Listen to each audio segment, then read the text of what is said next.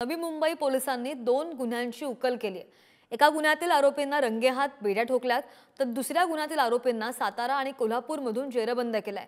हे गुन्हे नेमके काय आहेत आणि पोलिसांचे हात त्यांच्या कॉलरपर्यंत कसे पोहोचलेत पाहूयात याविषयीचा एक सविस्तर रिपोर्ट।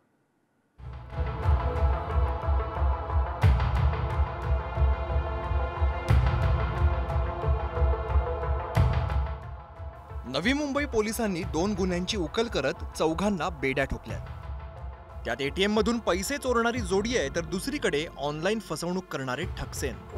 नवी मुंबईच्या एटीएम मध्ये कैद झालेले हे दोघं चोरटे काही दिवसांपूर्वी नागपूर पोलिसांनी बंटी बबलीला बेड्या ठोकल्या होत्या। एटीएम मधून पैसे चोरण्यासाठी बंटी बबलीनं एक वेगळी शक्कल लढवली होती। तीच ट्रिक या ठकसेनांनी वापरली आहे। वेगवेगळ्या पद्धतीने नागरिकांची फसवणूक केली जाते। नवी मुंबई शहरामध्ये एक वेगळ्याच पद्धतीची फसवणूक समोर आली आहे।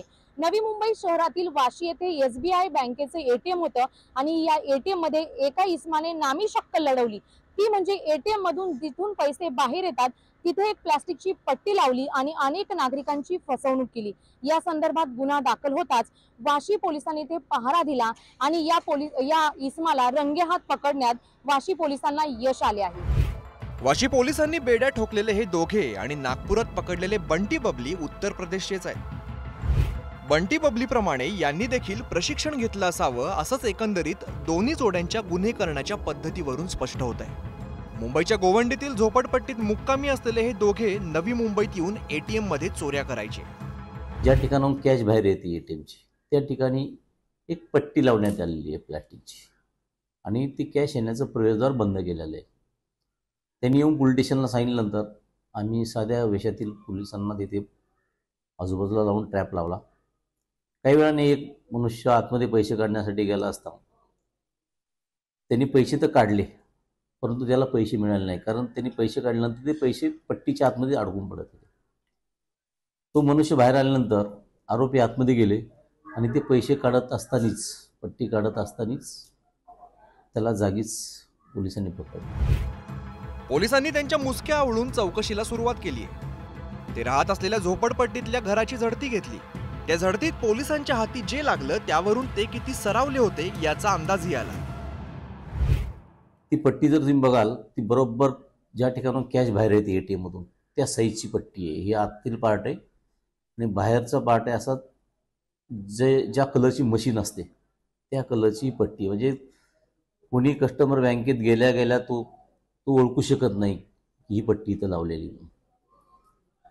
अशा प्रकारे त्यांना पकडल्यानंतर त्यांची झडती घेतली। त्यांच्या खिशामध्ये तिथे येऊन गेला जो कस्टमर होता त्यांनी जे 20,000 काढले होते ते 20,000 रुपये मिळाले, पट्टी मिळाली, CCTV फुटेज मिळालं आणि मग त्यांच्यावरती वाशी पोलीस स्टेशन येते 81/2024 कलम 339-34 प्रमाणे गुन्हा दाखल।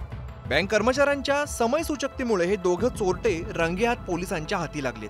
पोलीस त्यांच्याकडून आजवर केलेले कारनामे आणि त्यांच्या इतर सहकाऱ्यांची माहिती वधवू पाहत आहेत।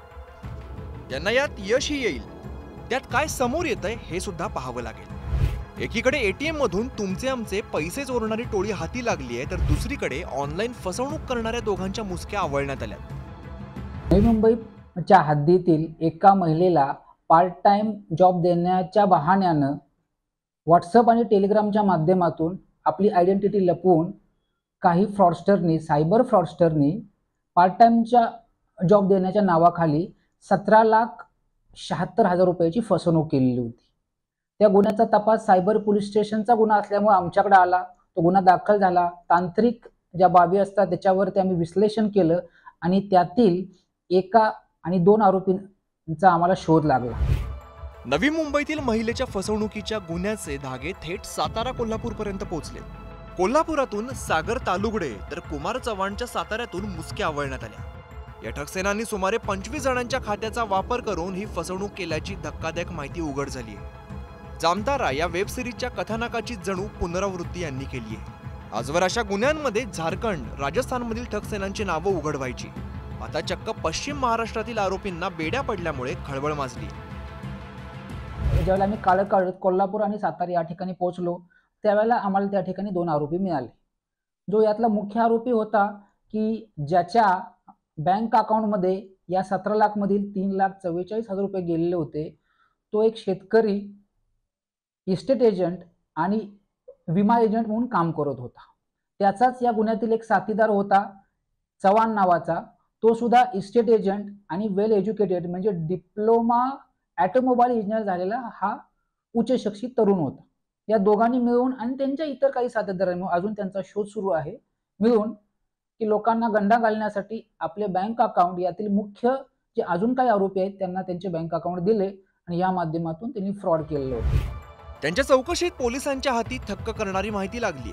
गुन्ह्यात वापरलेल्या खात्यांमध्ये असलेली तब्बल 11 लाख रुपये गोठवण्यात आले. अशा ठगसेनांच्या भूलथापांना बळी न पडण्याचं, ऑनलाईन व्यवहार करताना सावधगिरी बाळगण्याचं आवाहन नवी मुंबई सायबर पोलीस करतायत.